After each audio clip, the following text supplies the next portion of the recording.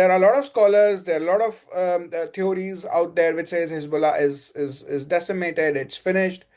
It is crippled organizationally. It is crippled architect. There's a whole systematic decimation of their architecture, but Hezbollah is still active, and Houthis can dramatically escalate regional confrontation. That is a role. That is a card that Iran has not played yet. Now, succession instability is when you remove Khamenei without a transition roadmap, could produce a power vacuum which can be filled by hardliners and military factions. So the US under Trump administration or any future administration is unlikely to officially endorse a regime change. Now, the balancing act that essentially Washington fears is getting dragged into a war without an exit strategy. Now, if you look at Washington, Vietnam, Afghanistan, and Iraq are three major examples that Washington has in front, where they went in without an exit strategy. And another, if a sudden regime collapse could potentially destabilize the Gulf, spike oil prices, fuel extremism, which we saw in Iraq, this is not a go option for Washington. There could be a possibility that Emmanuel Macron may quietly support an internal reform but strongly oppose violent regime collapse. That a regional war between Israel, Hezbollah, and possible US bases in the Gulf could well be drawn into a broad regional conflict. I wouldn't hypothesize that China and Russia would come in and involve in a proxy war. China and Russia will never get involved in this. Assuming that US is not joining this war, how long can Iran sustain against Israel? But in real time, if you see, Iran's measured response is very surprising because instead of fully activating its network, Tehran has exercised deliberate restraint, using its proxies selectively to signal deterrence, but not to launch a full regional war. There is no mass escalation in Red Sea, no large scale attacks on Israeli linked shipping as of now. The aim is to deter US involvement and reminding Washington that Iran can reach you. Iran does not want a retaliation, or Iran does not intend to retaliate in a way that draws or combines US, Israel, and the Gulf state into a sustained multi front war. Trading gambit, the retaliation endangers relationship with China, India, Russia, those partners who benefit from Iran's restraint. Iran is not Iran is not going for a full escalated response. It is going for a limited retaliation.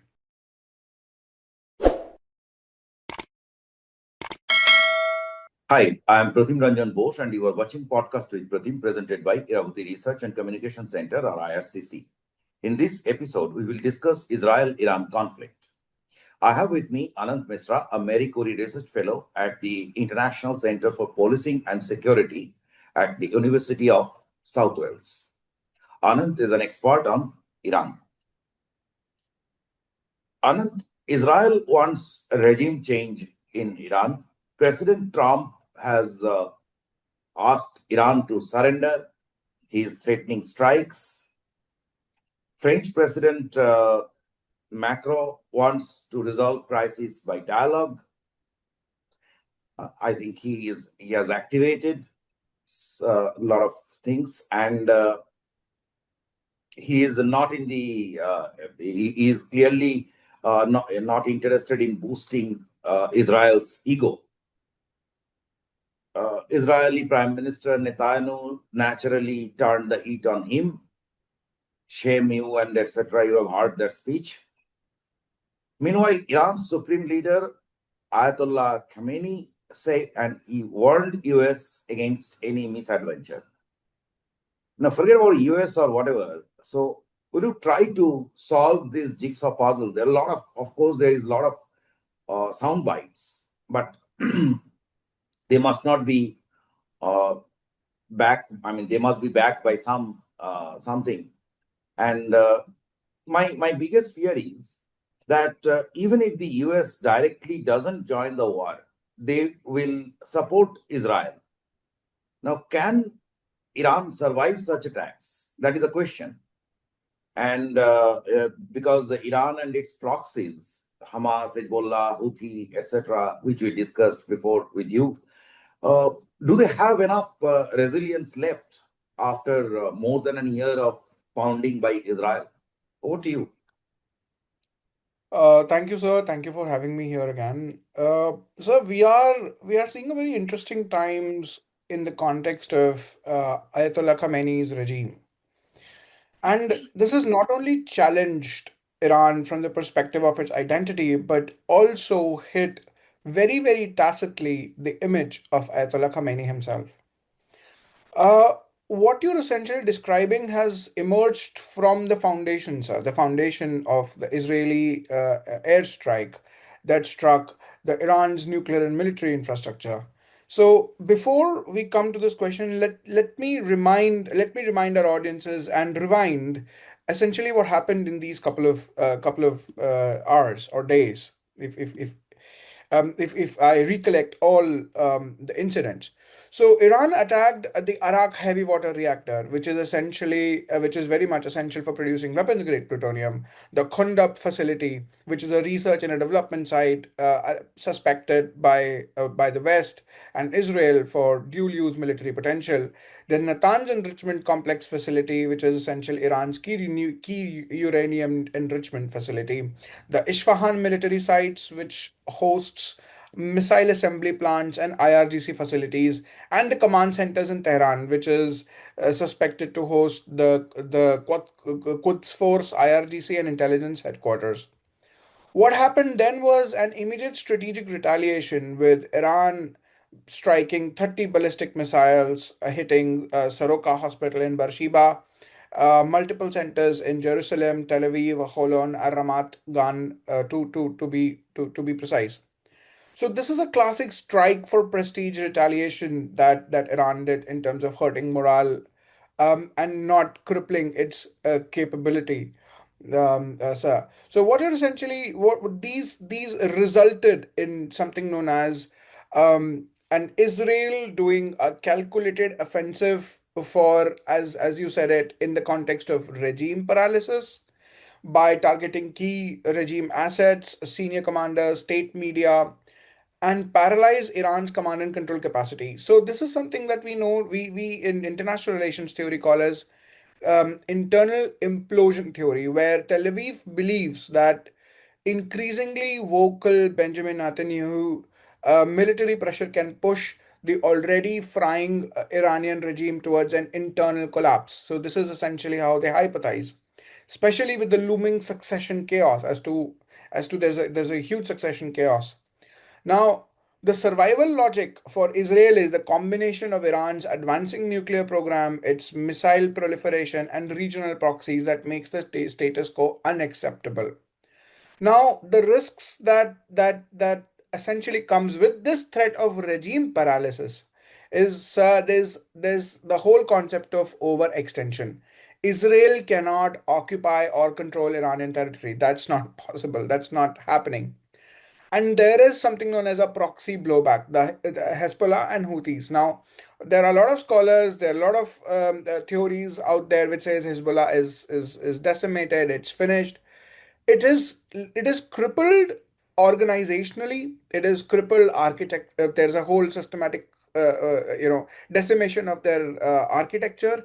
But Hezbollah is still active, and Houthis can dramatically escalate regional confrontation. That is a role. That is a card that Iran has not played yet. Now, succession instability is when you remove Khamenei without a transition roadmap, could produce a power vacuum which can be filled by hardliners and military factions. Now, if Israel thinks the reformists are going to come and take the role of what the Khamenei had, it's not possible. It's bizarre. It's beyond the capability. It's bizarre. And what does United States in that element thinks? Strategic ambiguity and in the terms of tactical support. So the US under Trump administration or any future administration is unlikely to officially endorse a regime change. That is where President Trump comes up and says, we know where Ayatollah Khamenei is, but we will not strike him at this time. Now, what this involves deeper covert action, tightening of intelligence sharing, and support deniable sabotage efforts like cyber and a disinformation campaign.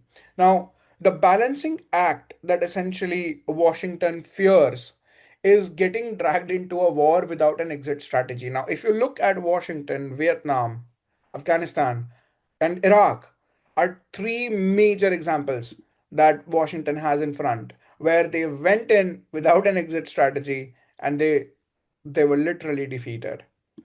So this is and another, if a sudden regime collapse could potentially destabilize the Gulf, spike oil prices, fuel extremism, which we saw in Iraq. This is not a go option for Washington. Now, Biden era officials had warned that toppling Iran without reform leadership is a strategic gamble that Washington should not take. So I assume, sir, what Donald Trump is essentially saying is rattling without a very strong notion of understanding as to what holds if a strategic gamble in Iran is being played. Now you talked about Emmanuel Macron. Now France, when I say France, I term it in the larger perspective of EU is is known for de-escalation, not disruption. So Macron's posture is rooted in risk aversion and regional diplomacy. France sees Iran as an essential to nuclear non-proliferation, Gulf energy stability, and Yemen Iraq peace process. So there could be a possibility that Emmanuel Macron may quietly support an internal reform but strongly oppose violent regime collapse because for a lot of factors No, that including is what he is saying. yeah. But where does it go to? I mean, you are right So that now the problem here lies majorly is that France's France's role is championing track to diplomacy. That means it is in a best position to potentially host quiet talks with Oman or through EEAS, that is the European External Action Service, push for IAEA conditional re-engagement, even during the time when the hostilities are very large, hostilities are very massive. So if we look for strategic implications of regime change, the best case scenario that Israel hopes for is regime weakening, but it is counterproductive because it not only deters Hezbollah from proving the point that the West has always been our enemy, but it kind of reverses Hezbollah, what Iran wanted to not re-establish itself. So a regime collapse is a chaotic and civil war or IRGC coup may come up, and then more hardliner, like for example, Khamenei's son, may emerge, and then it's going to be more acute problem for the whole region. And this region, a war escalates into Lebanon, Syria, Iraq, and then the oil passes $150 a I'm just interjecting here. So it yeah. is that that another destabilization we already have on Syria, right? After Iraq and etc. are passed, they are as so we already have another Syria in the region. Uh, there are a lot of issues in Jordan. They are having loads of the Syrian refugees, and meanwhile there is one Turkey that is coming up. So the region is very unstable. We all know, and but the region has also grown quite matured, or I should say, tired of this war. So when Israel struck Hamas, at that was the very moment, if we may remember, when Saudi Arabia was planning to enter into that accord. So Israel was normalized into the region, and the region was trying to accommodate and settle down when this entire thing happened. So that part is very clear. Now, what you are saying essentially is that even if they go for, if I understood you correctly, is that if there is a regime weakening, so that will end up bolstering the theological side or the ideological side of Hezbollah and etc. of all this war that the West is after the Islamic regime. So that is going to counter, somewhere it is going to be counterproductive. That is what you probably are saying. And the regime Absolutely. change is not going to work. So we will come back to the economic side of the story, but a quick remark on you already said that US is taking its time. They are just using sound bites, but they are really, some reporter asked Trump whether US will go and destroy the nuclear facilities of Iran. And Trump, it was a hilarious answer. So he said, should even I don't know what I will do. Okay. Kind of that. So, but you are right that they are afraid that there is no exit strategy. Now, point is, to what extent you believe they have some 10, 12 bases in that region? So, if there is assuming they strike, even if in a smaller way, from any of these bases, should it trigger a region wide war? Because Iran will definitely send another drone attack, something or the other. So, do you quickly I mean, at this moment, do you foresee such possibilities? So the thing is, when you conduct a strike against a nuclear facility, and I'm assuming this is what you mean, uh, I mean, the forget whether it is nuclear facility or not. Now assume US strikes on Iran from base in Kuwait or some other place, right? So Iran will also strike back on that some other place. Absolutely, absolutely, yes. And essentially what you're saying, even if let's say hypothetically US does make that decision, the strikes may damage facilities, but what they are going to do institutionally is strengthen the regime politically. Now, this would be a point of time where Khamenei would come up and rally the nation around the flag saying exactly what he wanted and has been saying for a lot of time, for a number of years, that look, this is how the West's hegemony is. This is what we have been preparing you for. So Iran may reconstitute anything in terms of whether you call it a nuclear facility or in possibly extend, I would say, the enrichment from 60% to 90%. Because now what has happened is Washington has struck them in a way that their identity is not only threatened, but they've proven that a threat from Washington is imminent. So they will consolidate and protect their identity and territorial integrity, which means that a regional war between Israel, Hezbollah, and possible US bases in the Gulf could well be drawn into a broad regional conflict. So if and there is a there is definitely a wider diplomatic fallout that is going to play, because EU and France in such a situation would definitely oppose an escalation, because what they're essentially seeing is they are killing Washington's decision to strike in Iran is seen as killing of any hope of nuclear diplomacy. China and Russia would definitely condemn those strikes and paint them, look, the US has always been an aggressor. This is what In we fact, all. more than the condemnation, uh, just hypothetically, whether once the US gets involved, whether there is a possibility, even if not directly, but US, China, etc., will enter into a proxy war. Uh, so China and Russia. I don't hypothesize that China and Russia would definitely would come in and involve in a proxy war. China and Russia will never get involved in this. But what will happen is Gulf monarchies, the sheer pillar of Washington's Middle East policy, is going to distance themselves from Washington very, very publicly, Yes. reinforcing internal security and regional air defenses in a way that if this spirals out, then it is not going to be Iran, but that effect is going to be felt way wider in the Middle East as well. It will be very difficult for them to tell their masses that, convince their masses that they still remain stuck with the USA. It will be very difficult for them. Absolutely. And then the point is, Iran goes to a point where we call it as a point of no return. Withdraw from NPT, formalize a nuclear weapons program, accelerate the warhead design under the pretext of self defense, because this is what Washington has pushed them to do so, and permanently ban IAEA inspections.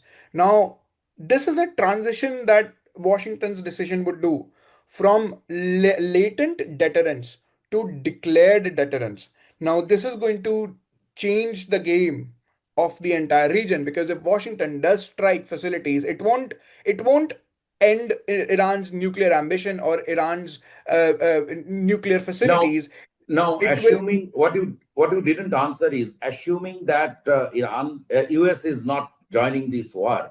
How long can Iran sustain against Israel?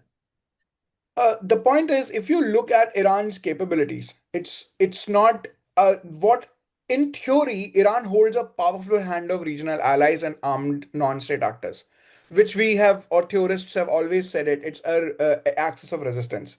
So, which includes Hezbollah in Lebanon, PMUs, the Popular Mobilization Units in Iraq, and the Houthis in Yemen. So, but in real time, if you see, Iran's measured response is very surprising, because instead of fully activating its network, Tehran has exercised deliberate restraint, using its proxies selectively to signal deterrence, but not to launch a full regional war. So, and when I say not to launch a full regional war, it is evident because Houthis launched a Palestine 2 ballistic missile towards Jerusalem, which landed in Hebron. There was no mass escalation in Red Sea, no large scale attacks on Israeli linked shipping as of now. So the logic for Houthis or in that region for the Gulf state is Tehran used Houthis for symbolic retaliation, asserting that they can reach Israel's southern flank while avoiding a maritime escalation that could essentially or potentially drag the entire Gulf or the US Navy in a direct conflict. Now look at what they did in Iraq. They engaged in a minor drone and rocket harassment at US facilities in Erbil and Al Assad Air Base. There was no strategic attack on Israeli or GSS or GCC, which is the Gulf Cooperation Council linked assets. The strategic logic here again means that the aim is to deter US involvement and reminding Washington that Iran can reach you, but also avoid a 2020 style retaliation like it did during the Ain al Assad strikes after Soleimani's assassination. Now, compare it to what they did in Hezbollah, in Lebanon. Hezbollah issued statements of solidarity, but it refrained from launching significant rocket barrage or opening a second front escalation, which means that they intend to maintain a defensive posture, and they only intend to maintain it in a way that the Israeli strikes on Hezbollah linked convoys in Syria were not answered. They did not aggressively use any maneuvers to reply. So what is So, Tehran thinking? so you are saying What that Iran is going for a calibrated response. Iran is This is something known as a strategic restraint, where Iran is playing a very long game. Iran is Exactly. not That is what my drawn question into a. was, that they are reserving the energy for a long game. Yes, the reason being, any stronger retaliation from Iran is going to bring Israeli retaliation on all major fronts, open the door for a potential US Israel joint operations with tactical in nature, not in theory, and endangering Lebanon's fragile political balance in terms of Lebanon. So the question that you might feel is is Iran strategic restraint, or has Iran's capacity been staunchly limited? The answer to this question is Iran wants to appear capable and defiant, but not reckless. It wants to have a proxy But moderation. but Anand, Sir, Israel went out to kill one leader after another of Iran, from the Damascus to IRGC has been under attack. They for last so many months. So targeted attacks even inside Iran. So quickly, how long can Iran avoid retaliating? And what about its people? to be very honest, sir, Iran can definitely avoid retaliation as long as it chooses to. The reason I tell you is Iran's strategic facility, or I would say Iran does not want a retaliation, or Iran does not intend to retaliate in a way that draws or combines US, Israel, and the Gulf state into a sustained multi-front war because Iran knows its limitations of So that winning, is not that winning is it that is conventionally. it is going by its strength, you're saying, It is going by, and and the it is point, going to play a long game. absolutely, but the point here is not to win the game. The But to point keep it here alive. is not to win the game, but to survive. A full-scale conflict could threaten the regime's continuity and especially with succession unresolved. So the retaliation in terms of, even if you look at from the trading gambit, the retaliation endangers relationship with China, India, Russia, those partners who benefit from Iran's restraint. And even a single point of escalation from both the sides would mediate immediate de-escalated responses from these partners. So, but this response, what Iran is doing right now, cannot be understood or misunderstood as a complete total silence because the proxy activation, cyber retaliation, and Gulf harassment, including the option to target US bases, are still on the table. Iran is not Iran is not going for a full escalated response. It is going for a limited retaliation.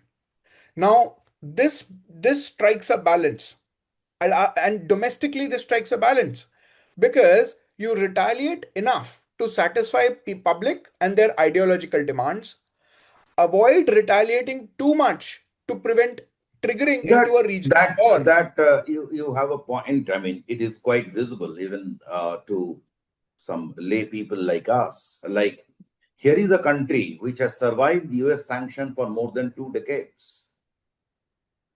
So they go by they are used to play a long defensive game. That is their strength, probably. But also, sir, this strike, this which many scholars have seen as inability to respond assertively, is not in Iran's inability to respond. It's basically to buy time, reframe the conflict, and change the pivot of diplomatic pressure into the aggressor.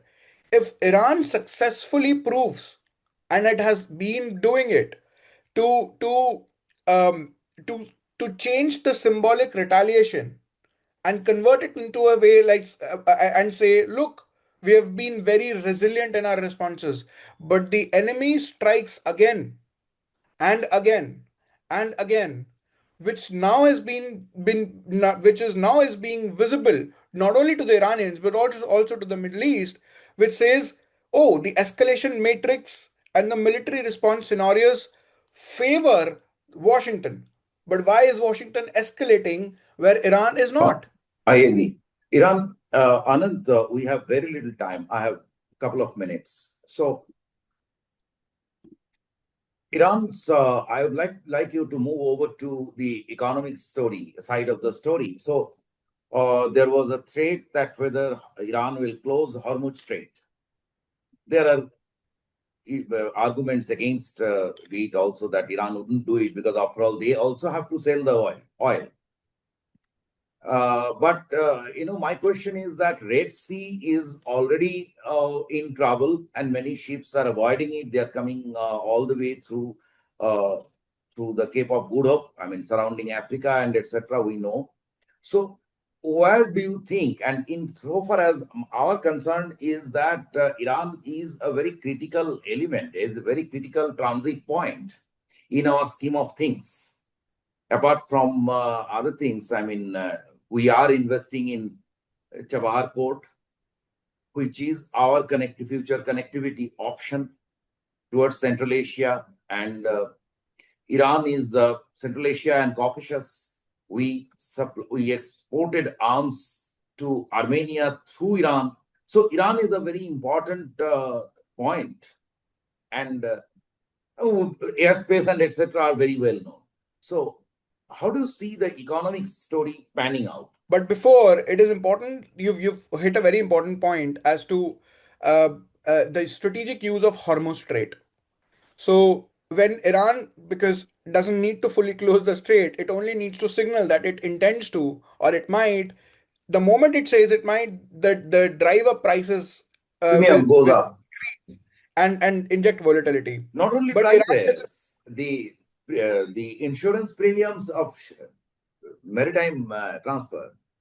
Absolutely, absolutely. So the Hormuz disruption is essentially what is it going to do, sir? The minor harassment, even a minor harassment is going to spike $10 to $15 per barrel.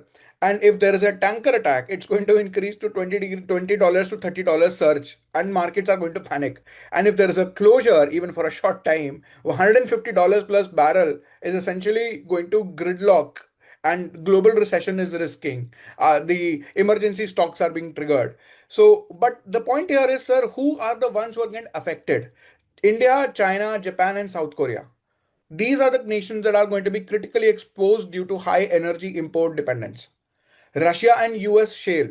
So they will be short term winners because the price grain is good for them. What I essentially imagine is that Iran is not going to, there is no hypothesis, even in an hypothesis, that Iran will permanently close Hormuz or even strategically harness Hormuz, because it could stage rotating disruptions to weaponize volatility during a time when Iran essentially wants to keep diplomatic space open. That is potentially where I answer.